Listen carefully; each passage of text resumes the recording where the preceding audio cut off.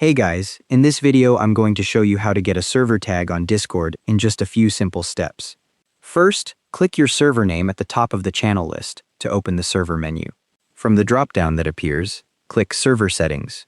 The Settings page opens. You'll see Server Profile displayed in the main area with various configuration options in the left sidebar. In that left sidebar, click Server Tag to open the tag settings where you can manage your server's profile tag. Server tags are set by the server owner and only appear when that specific server offers one. You won't find this option in every Discord server you're in. Once a tag is active, it'll show up next to your name whenever you post in that server, so other members can see which community you're representing.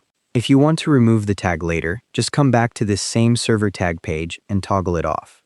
You can only wear one server tag at a time, so if you're in multiple servers that offer tags, you'll need to choose which one displays on your profile. And that's how to get a server tag on Discord. Thanks for watching. Hope this helped.